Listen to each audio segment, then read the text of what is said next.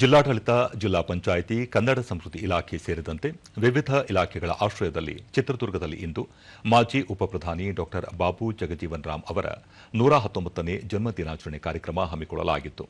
ಈ ವೇಳೆ ನಗರದ ವಿವಿಧೆಡೆ ಜಾಥಾ ನಡೆಯಿತು.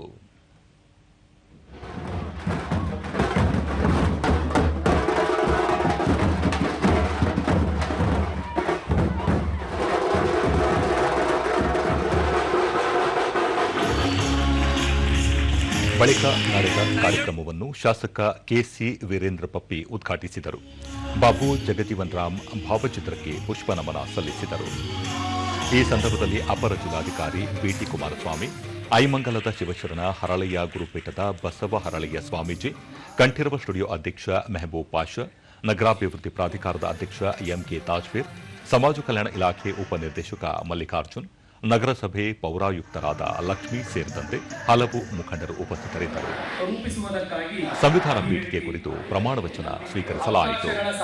ನಂತರ ಪೌರ ಕಾರ್ಮಿಕರು ಹಾಗೂ ಇತ್ತೀಚೆಗೆ ಜರುಗಿದ ಕ್ರೀಡಾಕೂಟದಲ್ಲಿ ವಿಜೇತರಾದ ವಿದ್ಯಾರ್ಥಿಗಳಿಗೆ ಬಹುಮಾನ ವಿತರಿಸಲಾಯಿತು.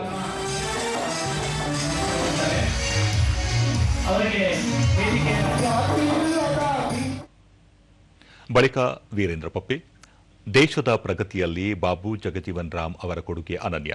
ಇಡೀ ಜೀವನವನ್ನು ದೇಶದ ಪ್ರಗತಿಗಾಗಿ ಮೀಸಲಿಟ್ಟ ನಾಯಕ. ವಿದ್ಯಾರ್ಥಿಗಳು ದೇಶಭಕ್ತಿ ಬೆಳೆಸಿಕೊಳ್ಳುವ ಮೂಲಕ ಪ್ರಗತಿಗೆ ಸಹಕಾರಿಯಾಗಬೇಕು. ಬಾಬು ಜಗಜೀವನ್ ರಾಮ್ ಅವರ ತತ್ವ ಆದರ್ಶಗಳನ್ನು ಮೈಗೂಡಿಸಿಕೊಳ್ಳಬೇಕು ಎಂದರು. ಮತ್ತು ನಮ್ಮ ರಾಷ್ಟ್ರಗೀತೆಯನ್ನು ಫಸ್ಟ್ ಹೇಳಬೇಕು, ಅಲ್ಲಿಂದ ನಮ್ಮ ದೇಶಭಕ್ತಿ ಸ್ಟಾರ್ಟ್ ಆಗುತ್ತೆ. ಯಾಕೆ ನಾನು ಈ ಮಾತನ್ನ ಹೇಳ್ತಾ ಇದ್ದೀನಿ ಅಂತಂದ್ರೆ, ಇಂಥ ಹಿರಿಯರು ಪ್ರಮುಖರು ಇಡೀ ತಮ್ಮ ದೇಶವನ್ನ, ತಮ್ಮ ಜೀವನವನ್ನ ದೇಶದ ಒಳಿತಿಗಾಗಿ ಮುಡುಪಾಗಿಟ್ಟಿರುವಂತರು. ಬಿಟಿ ಕುಮಾರಸ್ವಾಮಿ, ಸಾಮಾನ್ಯ ಕುಟುಂಬದಲ್ಲಿ ಜನಿಸಿದ ಬಾಬು ಜಗಜೀವನ್ ರಾಮ್ ದೇಶದ ಉಪ ಪ್ರಧಾನಿಯಾಗುವ ಮಟ್ಟಕ್ಕೆ ಬೆಳೆದಿದ್ದು ಎಲ್ಲರಿಗೂ ಆದರ್ಶವಾಗಬೇಕು ಎಂದು ಹೇಳಿದರು. ನಾನು ನನ್ನ ಕುಟುಂಬ ಮೇಲೆತ್ತಕ್ಕೆ ಸಾಧ್ಯ ಆಗುತ್ತೆ. ಯಾಕೆಂದ್ರೆ ನಾನು ಹಾಸ್ಟೆಲ್ ಓದ್ ಬಂದಿದ್ದೀನಿ, ತಾವೆಲ್ಲ ಹಾಸ್ಟೆಲ್ ಇದ್ದೀನಿ. ಸರ್ಕಾರ ತಮಗೆ ಉತ್ತಮವಾದಂತಹ ವಸತಿ, ಊಟ ಎಲ್ಲ ಕೊಡ್ತಾ ಇದೆ. ಹಾಸ್ಟೆಲ್ ವಿದ್ಯಾಭ್ಯಾಸ ಮುಗಿಸ್ಕೊಂಡು ಹೊರಗೆ ಹೋದಾಗ ನಿಜವಾದ ಬದುಕು ಏನು ಅಂತ ನನಗೆ ಅರ್ಥ ಆಗುತ್ತೆ. ಬಸವ ಹರಳಯ್ಯ ಸ್ವಾಮೀಜಿ, ಬಾಬು ಜಗಜೀವನ್ ರಾಮ್ ಅವರು ಮತದಾನದ ಹಕ್ಕಿಗಾಗಿ ಹೋರಾಟ ನಡೆಸಿದರು.